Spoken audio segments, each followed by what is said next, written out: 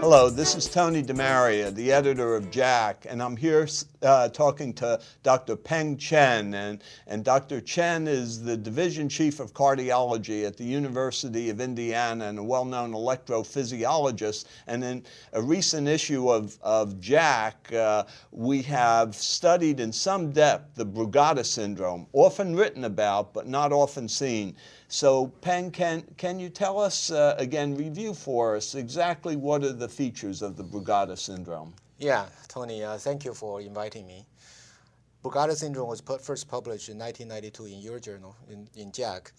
And in that original report, there are 8 patients. All of them have ventricular fibrillation, sudden death, syncope, and serious arrhythmia. But the most dramatic feature is that there is ST segment elevation in these V1 to V2 or V3. And looks like a right bundle branch block pattern. But those elevations are very peculiar. It's not associated with ischemia.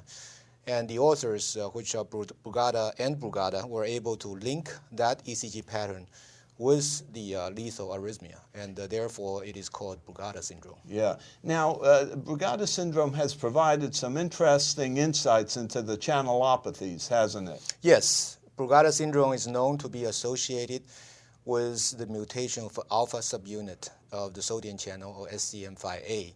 But that accounts only for about 20 to 25% of the people with Brugada syndrome. There are other mutations associated with Brugada syndrome, and the majority of patients with Brugada syndrome does not have a known mutation. So that's still an ongoing story about what is causing the Brugada syndrome. So the assumption is that they have some mutation, we just haven't found it yet. Is that correct? Correct. In some patients, they have found it to be sodium channel gene, but in many patients, they have not found it. So the problem, of course, is exactly what is the nature of the genetic mutation. That is unclear.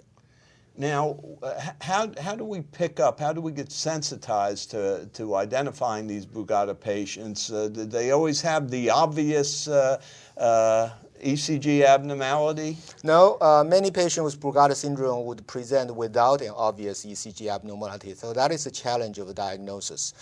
The Brugada syndrome are diagnosed in one of the 2 ways. One way is the patient would present with a resuscitated young person resuscitated from sudden cardiac death.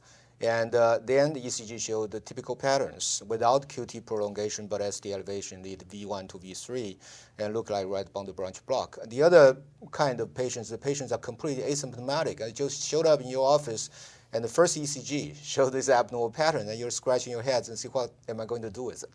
Yeah, well, tell me, Peng, the 3 articles that comprise the mini focus on Brugada that you've reviewed and editorialized, what new insights did they bring to Brugada? Very interestingly, one of the paper discussed about the Brugada syndrome and atrial fibrillation. Back in the 1992, in the original report, one of the 8 patients did have atrial fibrillation. So the subsequent reports about atrial fibrillation instance about 10 to 15%. This paper has a large series of patients, and they studied atrial fibrillation, confirmed the instance to be about 10 to 15%, and they made an association between the spontaneous atrial fibrillation and the ventricular fibrillation. They found that atrial fibrillation also tends to be occurring at night, and just like VF is paroxysmal, it comes and goes. There are more patients with genetic mutations of the sodium channel, but on the other hand, there are also patients without it and still have atrial fibrillation, ventricular fibrillation. So the key is there is an association between atrial fibrillation and ventricular fibrillation. More common than we thought. And in our closing seconds, the other papers? The second paper is on the action potential duration on the epicardium, where the author invented a way to record from the conus branch of the right coronary artery.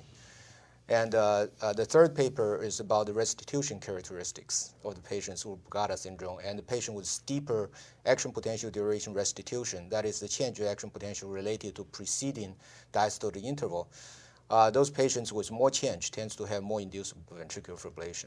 Yeah, so that may provide a mechanism to predict the patients likely to have events. Yes, exactly. I think that is a good analogy. And Yes. Yeah, well, some interesting new data linking Brugada to AFib and to impaired restitution. And again, more information about a very interesting, if infrequently seen disease. Thanks a million, Peng. Thank you, Tony, for inviting me.